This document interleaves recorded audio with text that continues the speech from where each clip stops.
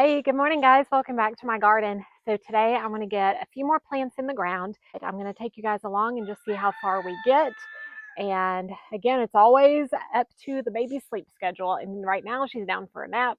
So we're going to do as much as we can in these next couple of hours and then see where we go from there. So let's get going. So what I have back here is this Weigela.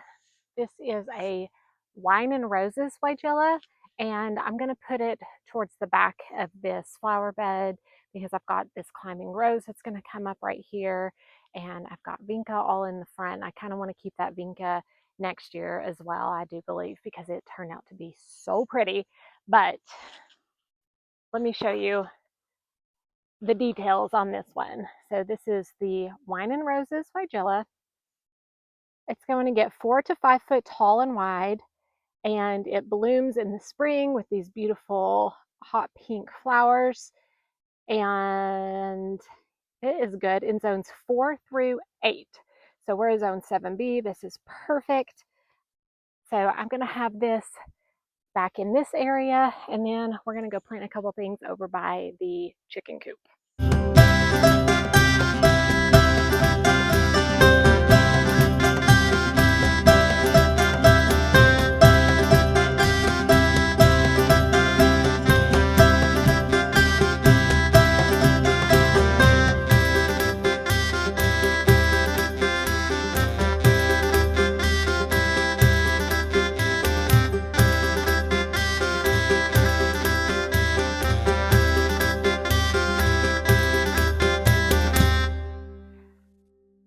All right, I've got the Weigela in the ground right here. Should have plenty of room to grow, hopefully.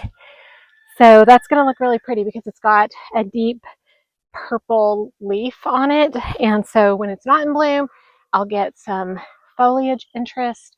And I'm trying to mix in a lot of good foliage colors into my garden so everything's just not like a solid sheet of green when they're not in bloom.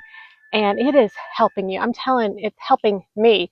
I'm telling you, it is a game changer getting all of the different color foliage in the garden. It really is a game changer. So when you are picking out plants for your garden, definitely keep that in mind. Make sure that you all are incorporating really good foliage color into your garden because I'm telling you, it is a game changer.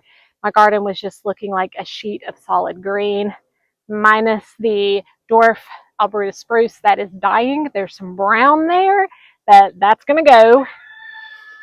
But aside from that, I'm just really excited to see how things are going to look next year. I love getting all of these things in the ground for fall, and then it's going to be such a surprise and so pretty next spring. So super fun. Let's move on to planting the sky pencil holly down by the chicken coop. All right, so this is where we're at right now. If y'all have seen any of my previous videos, you know that this whole bed is brand new over here near our chicken coop. And I have planted, you can just barely see them, I've got 3 sky pencil hollies lining the fence line over here. And then I've got one more that I want to put on this side of the gate over here by our chicken coop. So I'm going to get this in the ground. It's been sitting here for quite some time, and I just need to do it. It's kind of out of sight, out of mind. Not in a flower bed as of yet because we do want to rework all of this area. So you can see it's just grass over here. However, we have our spigot for our water to water the chickens and the garden over here. So I'm going to go ahead and put this in the ground. Eventually, one day down the road, we're going to redo the chicken coop. This was an outbuilding that was here when we bought the property. It was buried deep in the woods, full of junk, looked horrible. It's pretty much still dilapidated, but we did clean it out and freshen it up with a coat of paint, and we've been letting the chickens live in there. So we want to make something that's more functional and prettier for the property eventually. But after we do that, then I'll work on a flower bed because I don't want to destroy a flower bed by rebuilding the chicken coop.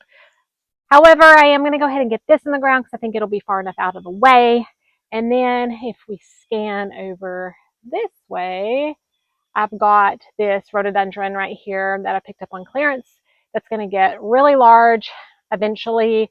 I think it said like, I don't remember, 10, 15 feet. Let me look.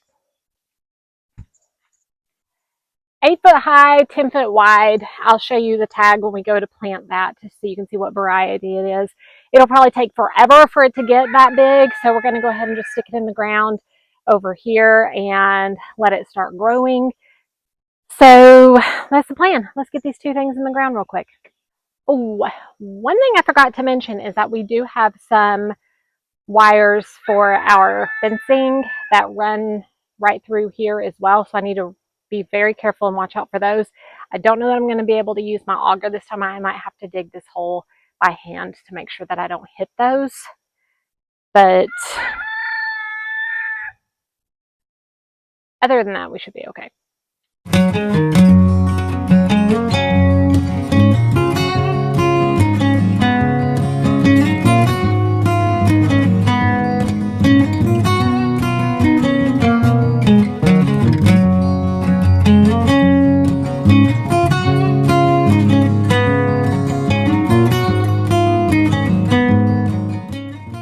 That hole was extremely hard to dig. Very, very hard soil. So I tried to just use the shovel, wasn't cutting it. So I went with the auger, wasn't cutting it. I had to get the soil wet and then went back with the auger and the shovel and was able to do it that way once it got some moisture. That was wild. Fun times. I'll be sore tomorrow. But this is a pretty root bound. So I am going to try and break this up a little bit so it'll stretch its roots out and start growing into the surrounding soil.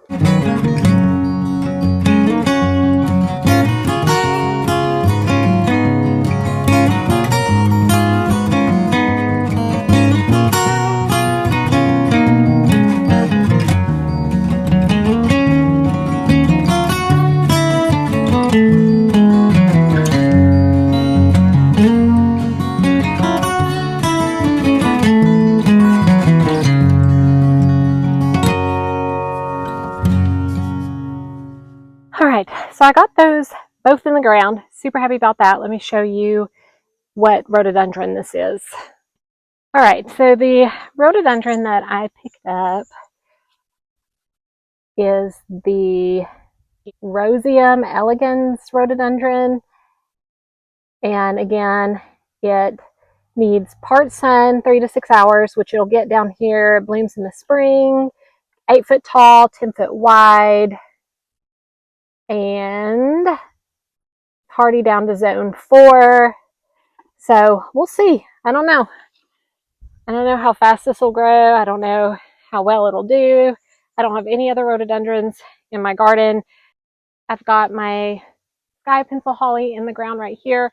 Right beside it is a peony that I transplanted from a different flower bed earlier this year. And I think it's actually going to do really well here. And it's going to end up touching the sky pencil holly, I'm sure. But the sky pencil holly stays really tall and skinny. This is going to be low and big and round. So I think it'll be just fine. But so you can see little buds. You can see little buds on my peony. Well, guys, thank you for joining me today. I didn't get a ton done, but 3 plants are now in the ground that I desperately wanted to get in the ground. So I'm happy with that. I mean, a little bit of progress makes big end results eventually, right? So try to do a little bit every day if I can't accomplish a lot, and it's still good. So I will see you guys next time in the garden. We're going to be tackling the front flower beds. So as always, guys, happy gardening.